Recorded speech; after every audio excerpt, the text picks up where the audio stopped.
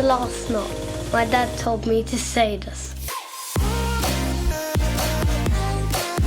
David Miller had a good season this year in the IPL. In fact, a very good season. I mentioned him in my batting outliers piece. And since then, he's been very good in the playoffs as well. But even in my outliers piece, all I really did was mention that this was a better year for him than most. One of his few exceptional IPL seasons, really. And then I talked about how him being a left-hander is so important. And that's one of the reasons why he's so constantly around. Even when it seems like at times he's probably underperforming. And as good as he was this year, until the playoff, he wasn't quite the story. And so his reinvention was largely ignored. It was mentioned occasionally as one of Gujarat's narratives. Not that much. The wraparound TV coverage of the IPL is still fairly poor. Cricinfo and Cricbuzz are global sites that kind of dabble in the IPL for 2 months a year. And perhaps because the fact it's a 2-month tournament, the local newspapers don't quite give it the amount of coverage that you would expect of what it is, this huge sporting event. I mean, here you have a new team in one of the biggest sporting leagues in the world, being very successful, and one of their most well-known players, someone with over 10 years of experience as a veteran in this league and also internationally, was barely a storyline at all. I mean, think about it this way. We all know David Miller. He's not a under-the-radar cricketer. Even most casual fans will have come across David Miller at one point. And yet no one seemed to notice what had changed with him. In fact, really the reason that this video exists and much of the more recent discussion about David Miller has come about is because a Twitter user actually mentioned that something had changed. And then afterwards, it got more attention when Miller's father commented on the thread. And yeah, that's exactly why I'm mentioning it today. After that, Akash Chopra also took to the virtual crease to show that Miller has made 2 major changes when facing spin. It's actually a really good video and it's definitely worth you checking it out on Cricinfo's Twitter feed. But it also took all series for anyone to really notice. Not to mention that he'd also clearly improved last year. And again, no one had really noticed. And Akash's video wouldn't have even happened if it had not been for the player's father taking to Twitter to complain. And that is a huge problem with our sport. We just don't have what I would consider proper coverage. It's not that fathers and Twitter users wouldn't ever be able to pick out things that others wouldn't. That's a fairly normal thing that's always going to happen. But the reason things like this keep happening in cricket is because the game is not looked after correctly by the media. And this isn't just about David Miller or the IPL. Sri Lanka just beat Bangladesh away. And there is a lot to unpack in this particular series. Angelo Matthews and Mushfiqur Rahim made a lot of runs.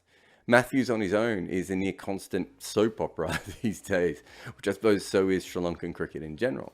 Then there is the fact that not long ago, Bangladesh were great at home with incredible performances against Australia and England. And now they've lost to a Sri Lanka who's way down in the rankings.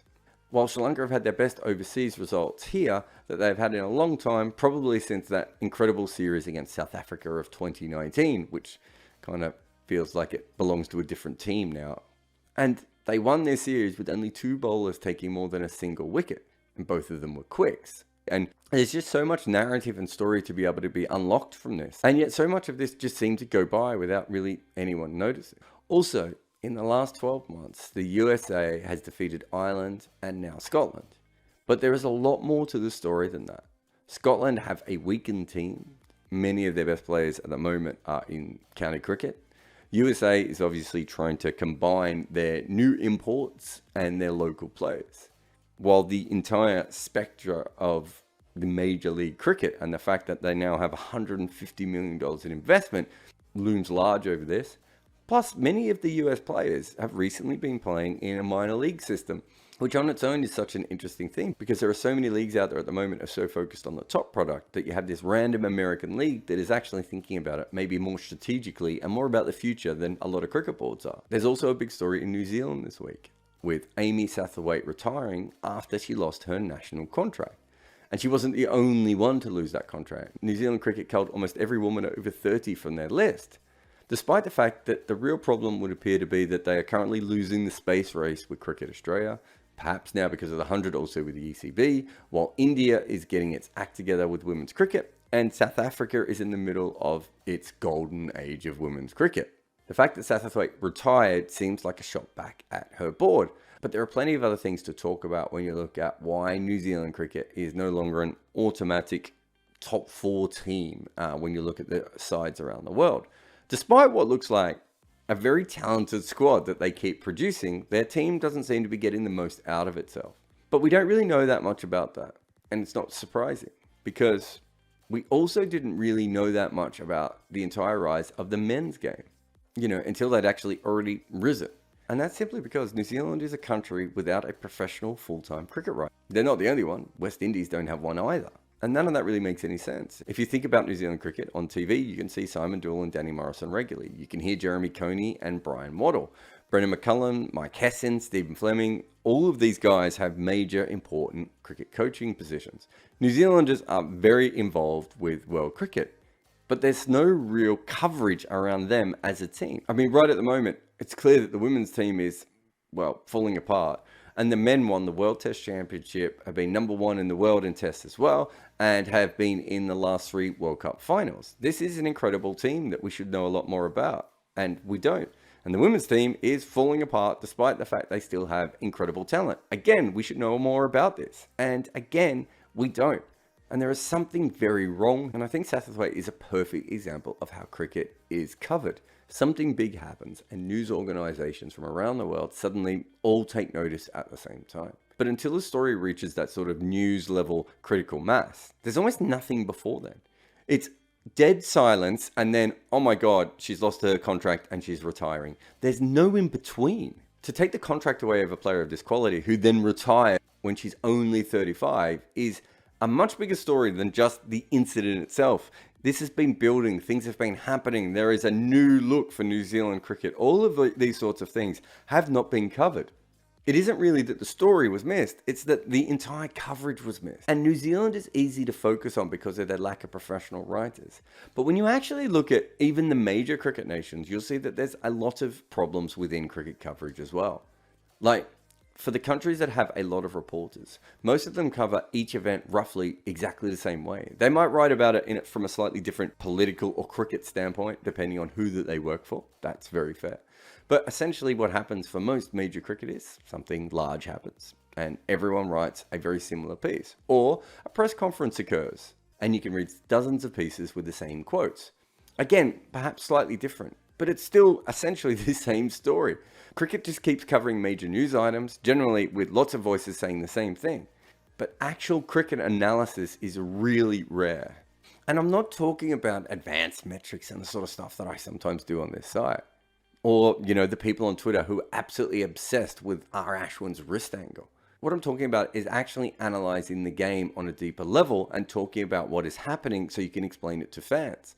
Most cricket analysis that you actually read online or you see from the media is kind of this groupthink. He can't play the short ball. She can't play the spinners. Very rarely do people who are paid to write about cricket actually do any of their own original analysis. Instead, what passes as this kind of coverage is usually this obsession with the players in the final 11, which historically does make sense because we have a sport where you can't substitute a player for 5 days.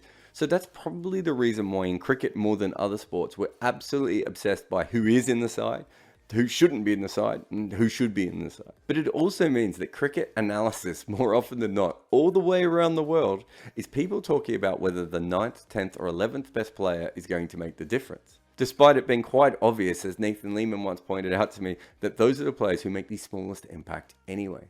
Most cricket coverage is literally just rolling headlines of who is about to be dropped. And then if that player actually does get dropped or find form, who is the next player who is about to be dropped?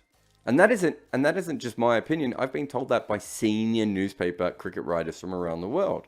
The problem with this really is the fact that cricket should have constant movement in their 11. Like any sport, you should pick players based on matchups and how the opposition line up and all of those sorts of things. And in cricket, way more so. Because we add pitches. Your team should really be a squad of 15 to 16 players available to you. Maybe you have 4, if you're lucky, all-surface batters, maybe 3 all-surface bowlers, while kind of everyone else is just coming and going depending on what you need.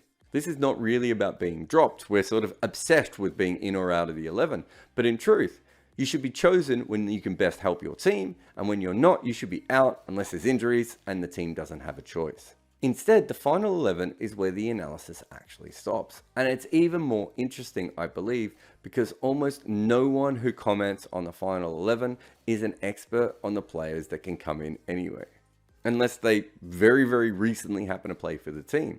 It's impossible to cover, say, the South African cricket team and all the franchise teams. And yet, that is what the analysis is about, game after game. None of this really follows. And then you get the fact that there is just so much cricket and there are so few people actually covering the game. There aren't enough people out there working. It reminds me of a time years ago when I stopped by a Big Bash game and I was chatting to the local newspaper writer who was covering the team. This was Australia. The Big Bash rates quite well. Everyone has an opinion on it. It gets okay coverage in newspapers and online, especially for a domestic league. And it was one of the big cities that has 2 teams in it, right? Lots of media, lots of people, lots of coverage, lots of excitement. But despite me only having gone to a handful of games in my life, I knew far more about the team that this guy was covering. I knew about the internal politics. I knew why this player wasn't playing. I knew why this player wasn't working. I knew who they were looking at as potential overseas replacements. All of these things. Because when I'd come in, that was the thing I was completely focused on. I knew I had about 5 or 6 games for this particular team, so I knew I had to know as much as possible. This other journalist didn't know any of this. But he wasn't lazy or stupid. It's that his job at the time was so silly. Essentially, he would write a match report, which would mean he would sit at the game and would have a look at it. He would put a couple of quotes in from the team, as would anyone else writing a match report at the same thing. If there was a press conference or any way he could chat to a coach or a player, he would do that. But quite often, again, that would be given to multiple media people. But this is where it gets a lot trickier as well. That wasn't his only job. He was covering not one, but both the local Big Bash teams, because his newspaper didn't want to send 2 different people.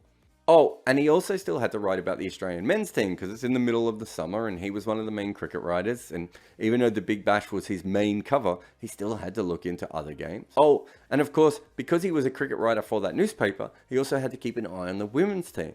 But he wasn't just a cricket writer for that newspaper either. He also covered one of the local football teams. So he had to keep an eye on them and if they were trading anyone or if they'd re-signed anyone or if anyone had been injured. So much of cricket is the exact same way. The viewing figures, the listening figures, all these things are huge, but we can't find a single reporter to actually cover one of these teams correctly. Cricinfo and Cricbuzz are stuck in their models as well. They obviously cover cricket better than, most newspapers, but they also weren't set up to cover the sport as it currently stands. So more often than not, the fans are filling in for this, as are many amateur and semi-pro apps and websites out there. The problem is that to be able to know about all these different people, you have to be almost fully attached to social media. And because much of this is amateur, the people involved can't do it all. They just don't have the time or the resources.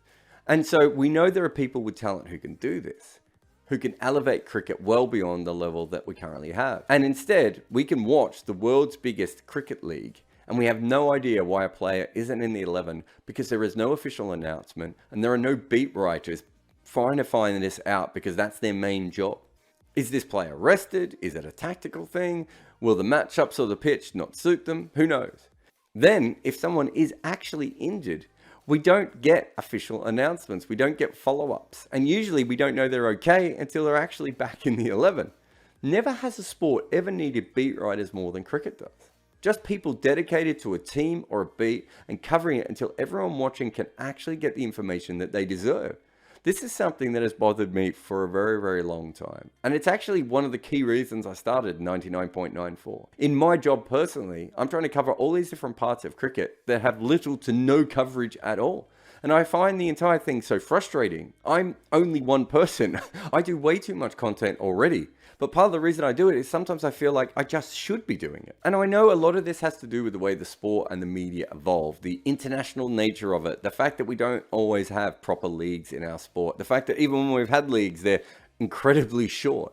But this isn't good enough, right? There are so many people who absolutely love this game and so few people actually covering most of it. And to go back to something that we were mentioning before, just on David Miller, his father is the reason that I'm even mentioning his name at the moment. Now, David Miller is a very well-known cricketer, right? But he's also playing in a hugely important new area for cricket. You know, the good team is a really important team, not to mention that they're also successful this year. And even if they weren't, they're still an IPL team. And yet the coverage of that team is so low compared to what it should be. It doesn't make any sense. The sports coverage is just not evolving the way that it should be. And David Miller's story shouldn't have to be dragged through by a narrative attached to his father. We can do better in cricket coverage. And I hope that 99.94 is part of that and part of the solution, and also other things start to change. But when I look at other sports and I look at the way that football is covered in Europe and I look at the way the American sports are covered, and I come back to cricket and I think all these people care about our sport and they love it and they obsess over it. And then when it comes to the coverage, it's a couple of press conferences and some match reports and some lovely pros, but where is the coverage of our sport going? So far, it seems to be going towards the hope that a player's father gets angry enough that he points out that almost everyone in cricket has missed this huge story. In the future, I hope that doesn't need to happen as often.